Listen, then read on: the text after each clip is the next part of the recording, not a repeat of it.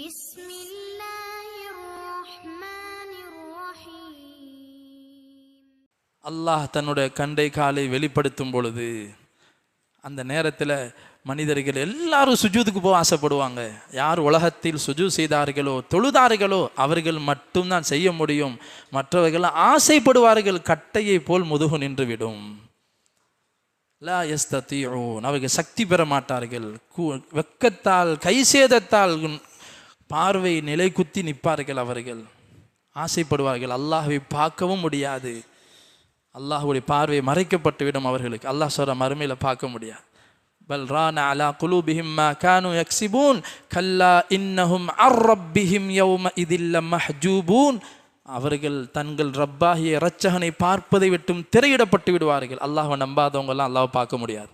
அல்லாஹ்வை பார்க்கறதுக்கே பாக்கியம் வேண்டும். அல்லாஹ் நம்ம எல்லோருக்கும் அல்லாஹுடைய தரிசனத்தை அல்லாஹ் நசீபாக்குவானாக.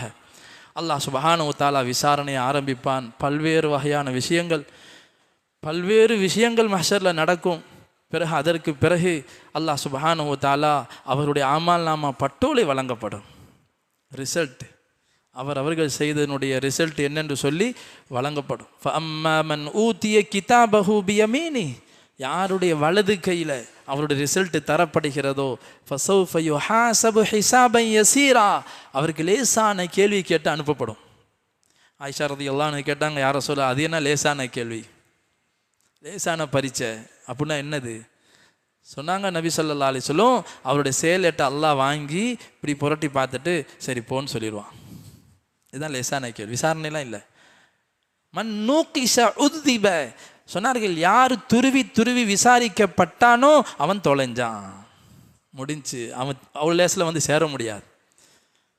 அதற்கு பிறகு அல்லாஹ் சுப்ஹானஹு வ தஆலா மனிதர்களுக்கான அந்த ஸிராத் பாலத்தை நோக்கி போக வேண்டிய நிலைமை ஏற்படும். அல்லாஹ் இதையும் சொன்னான். இந்த விசாரணைக்கு முன்னாடி இந்த நரகத்துக்கு கீழே கொக்கிகள் இருக்குமா அந்த பாலத்தில், அந்த கொக்கி அது கங்காக மாறி இருக்கும். அது என்ன செய்யும், மேலே போகிறவங்களை பிடிக்கிறதுக்காக இப்படி பாஞ்சு வருமா. இந்த மாதிரி கேமை தான் உலகத்தில் பார்க்குறோம். அங்கே பெரிய ஒரு கேமே நடக்கும் ஸிராத் பாலத்தில். அல்லாஹ் பாதுகாக்கணும். யார் மேலே அது பட்டுச்சோ அதனுடைய லேசான சிராய்ப்போட சில பேர் தப்பிச்சிடுவாங்க. அதில் அவங்களுடைய அதுக்கு தகுந்த பாவம் மன்னிக்கப்படும். சில மக்கள் அதில் மாட்டிக்கிடுவாங்க. அது கொண்டு போய் நெருப்பில் சூடு காட்டி திருப்பி கொண்டு வந்து மேலே விடும், நெருப்பில் காட்டிட்டு வந்து விடும். சில மக்கள் விழுந்துருவாங்க நெருப்புக்குள்ள. அல்லாஹ் பாதுகாப்பானாக. கண்ணிமிக்க அல்லாஹ்வினுடையார்களே, இப்படி பெரும் கட்டங்களை தாண்டி பிறகு மீசான் தராசல் அமல்கள் நிறுக்கப்படுவது. பிறகு அங்கிருந்து அல்லாஹ் சுப்ஹானஹு வ தஆலா சொர்க்கத்துக்கு போகிறதுக்கு முன்னாடி கந்தராண்டு சொல்லி அல்லாஹு தஆலா நீதிமன்றங்களை வச்சிருக்கிறான். ஈமானுக்கான நீதிமன்றம் ஒன்று இருக்குது, அது முன்னாடியே இருக்கும். அது முதல் நீதிமன்றம் விசாரணையிலே வந்துடும். ஈமானே இல்லாதவங்களுக்கு கேள்வி கணக்கே இல்லை, நேராக போயிட வேண்டியதான் நரகத்துக்கு. ஈமான் உள்ளவர்களில் தான் பல கட்டங்கள், அமல்களுக்கான கேள்வி கணக்கு தனியாக, விசாரணை, நீதிமன்றங்கள். பிற அடியார்களுக்கு மத்தியில் ஒருத்தருக்கு ஒருத்தர் வாழ்க்கையில் நடந்த விஷயங்களுக்கு அங்கே தீர்ப்பு வழங்கப்படுவது. அதனால் அப்படியே பழி வாங்க வைப்பான், பழி வாங்கப்படும். பிறகு அல்லாஹ் சொல்லுவான், நீங்கள் எல்லாம் மண்ணாக போயிருங்க.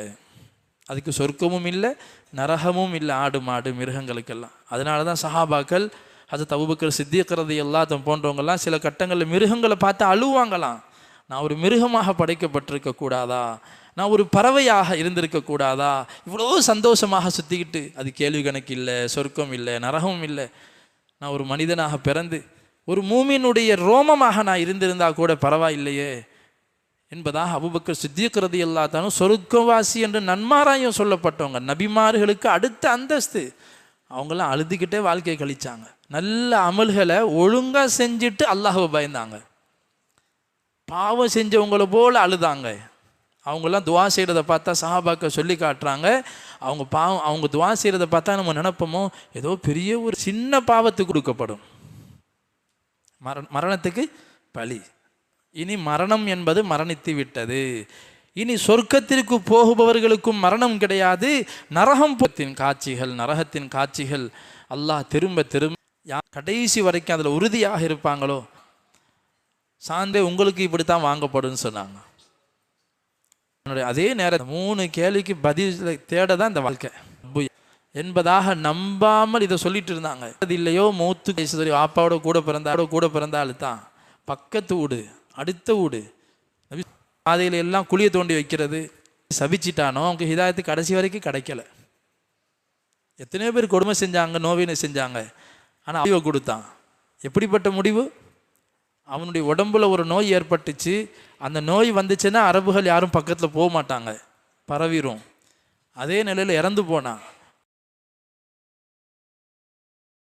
சரி, இவனுடைய பெணம் நாரி போயிருந்து சொல்லி அவனுடைய மையத்துக்கு கம்பை வச்சு அவனோட மையத்தை தள்ளி விட்டான். 2 கம்பை வச்சு தள்ளி விட்டு கல்ல போன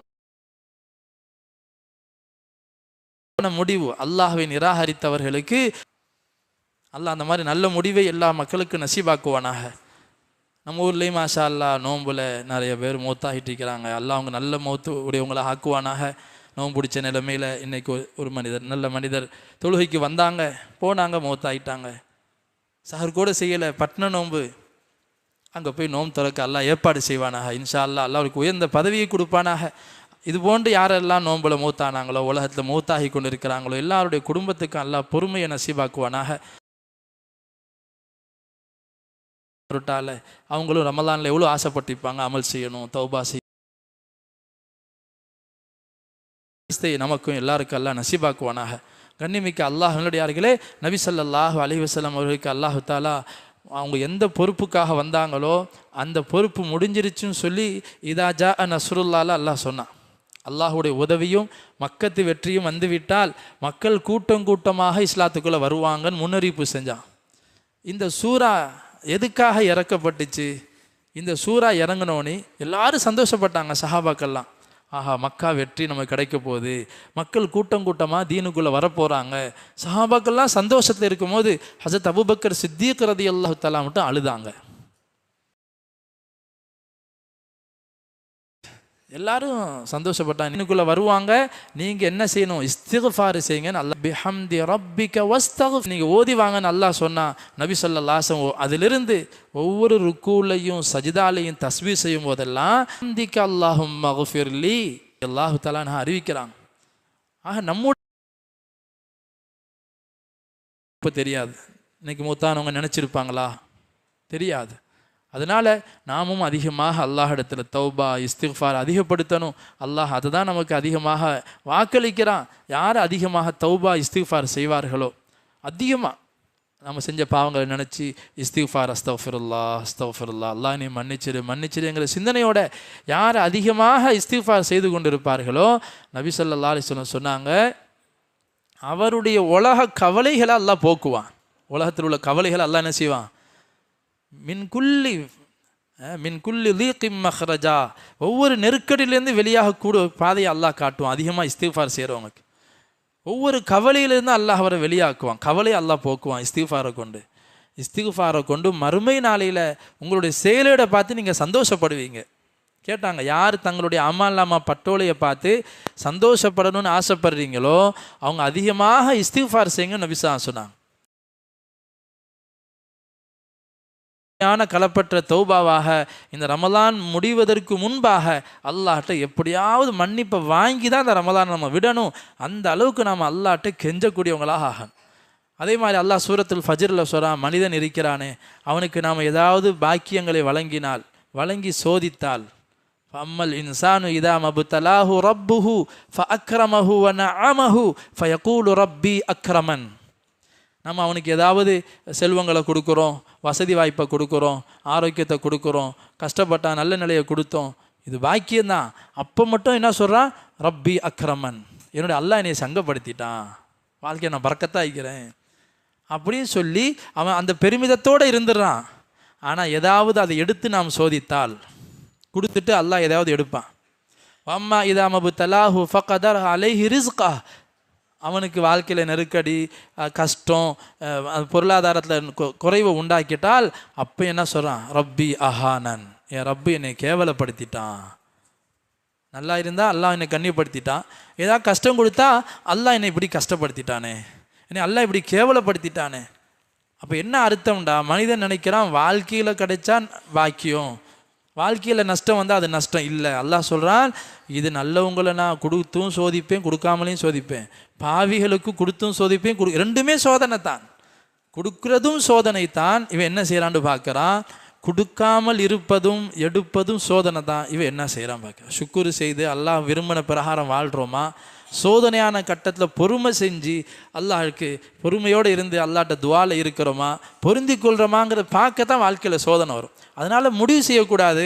ஒரு கஷ்டம் வந்துருச்சு, நான் அல்லாஹ்ட்ட கேட்டேன், அல்லாஹ் எனக்கு தரல, அப்போ துவா செஞ்சு வேஸ்ட்டு. அதெல்லாம் துவா செஞ்சாச்சுங்க, அதெல்லாம் தொழுது. இவருக்கு அது மேலே நம்பிக்கையிலே என்னுடைய கிருபையில் நீங்கள் நிராசை ஆகாதீங்க.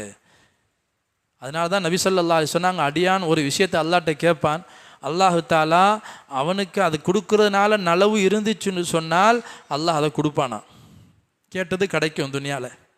இல்லைன்னு சொன்னால் இவனுக்கு இதை கொடுத்தா இவன் இன்னும் கஷ்டப்படுவான். அது நமக்கு தெரியாது, எதில் நம்ம நினைப்போம் இது இருந்தால் நல்லா இருக்குண்டு. அல்லாஹ் பல இடத்துல சொல்லியிருக்கிறான், நீங்கள் ஒரு விஷயத்த நல்லதுன்னு நினைப்பீங்க, அசா அன் தக்ரஹு ஷைஆ வஹுவ கைருல் லக்கும் அசா அன் துஹிப்பு ஷைஆ வஹுவ ஷர்ருல் லக்கும். சில விஷயம் நீங்கள் ஆசைப்படுவீங்க, ஆனால் அது கிடைச்சா உங்களுக்கு அதில் தீங்கு இருக்குது. நீங்கள் நல்லது நினைப்பீங்க, அதில் பிரச்சனை உங்களுக்கு பின்னாடி. அதனால் அல்லாஹ் இறக்கப்பட்டு கொடுக்க மாட்டான். ஆனால் கேட்டதுக்கு என்ன செய்வான், துவா கேட்டோமே அதை தரல, அதுக்கு பதிலாக அவருக்கு வர இருந்த பெரிய சோதனையை அல்லாஹ் இல்லாமாக்குவான். வேறொரு நாட்டத்தில் இருந்திருக்கும் இவருக்கு சோதனை வரணுண்டு, சரி இந்த பிரச்சனை இவனுக்கு ஆனால் அவனுக்கு தெரியாது, அதை நீக்கிடுவான் அல்லாஹ். இல்லை அவர் கேட்டதும் கிடைக்கல, முசீபத்தும் வந்துக்கிட்டு இருக்குது வாழ்க்கையில். மூணாவது விஷயம் என்னண்டா, இந்த துவாவுக்கான பிரதிபலனை அல்லாஹ் மறுமையில் கொடுப்பான். அவருக்கு எத்தனை துவா கேட்டாரோ அந்த பிரதிபலனை மறுமையில் கொடுப்பான். நபி ஸல்லல்லாஹு அலைஹி வஸல்லம் இந்த மூணில் இந்த மூணாவது தான் ஆக சிறந்ததான்.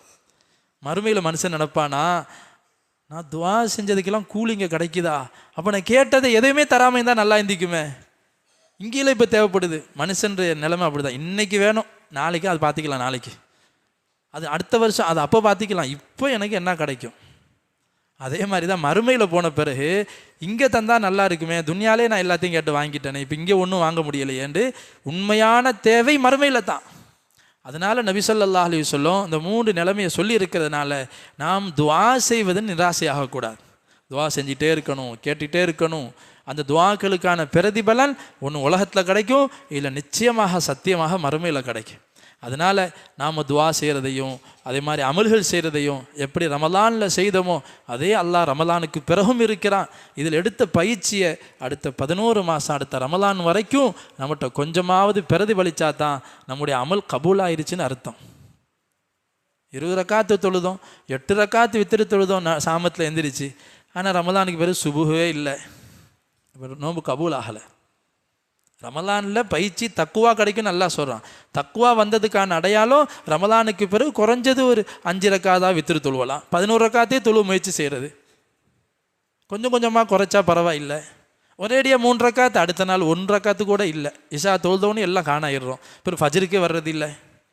அப்போ ரமலானில் எடுத்த பயிற்சி உண்மையான பயிற்சி அல்ல, நம்ம ஏமாந்துட்டோம். ஓதணும், நிறைய ஓதணும். ரமலான் ஒரு வக்துக்கு தொழுகை வந்தால் ஒரு 2 பக்கம் 3 பக்கமாவது ஓதிட்டு போகணும். அந்த மாதிரி ஒவ்வொரு விஷயத்துலையும் வெறும் ஓதுறது அமல் செய்கிறது மட்டும் தக்குவா இல்லை. ஆரம்பத்திலே சொன்னோம், தக்குவா என்பது வாழ்க்கையில் எல்லா துறையிலையும் இருக்கணும். அல்லாட்ட மன்னிச்சிரு அல்லாட்ட தௌபா செஞ்சோம்ல, நம்மளும் அடுத்தவங்கள மன்னிச்சு பழகணும்.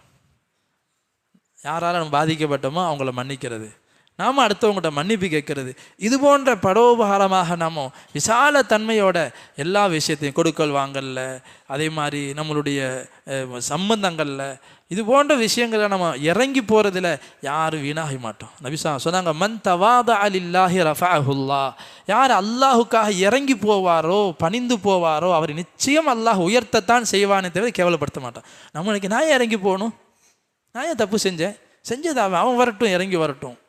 இது ஈமான்தாரியினுடைய சிஃபத் இல்லை. நபி ஸல்லல்லாஹு அலைஹி வஸல்லம் சஹாபாக்கள் குர்ஆன் நமக்கு காட்டித்தர்ற பாதை, நீங்கள் இறங்கி போங்க, அங்கே தான் உங்கள் கண்ணியம் இருக்குது. நமக்கு அல்லாஹ் சுப்ஹானஹு வ தஆலா அழகான ஒரு வழிகாட்டுதலை குர்ஆனில் நம்ம காட்டி தர்றான். அந்த எல்லா சொர்க்கவாசிகளுடைய எல்லா நல்ல தன்மைகளையும் அல்லாஹ் நம்ம எல்லோருக்கும் எல்லா மக்களுக்கும் நசீபாக்குவானாக. என்னென்ன தீய குணங்களை அல்லாஹ் குர்ஆனில் கடுமையாக சொல்லி காட்டுகிறானோ அந்த எல்லா வகையான கெட்ட குணங்களை விட்டும் எல்லா மக்களையும் அல்லாஹ் பாதுகாப்பானாக. நிரந்தரமான வாழ்க்கையில் அல்லாஹ் ஜன்னத்து ஃபிர்தௌஸ் என்ற உயர்ந்த சுரபதியை நரகத்தை விட்டும் அல்லாஹ் எல்லா வகையான மக்களையும் பாதுகாப்பானாக. ஆமீன். வ ஆகிரு தாவானா. அதாவது தஸ்பீஹ் செஞ்சுட்டீங்க இன்ஷா அல்லாஹ். லா இலாஹ இல்லா அன்த சுப்ஹானக இன்னி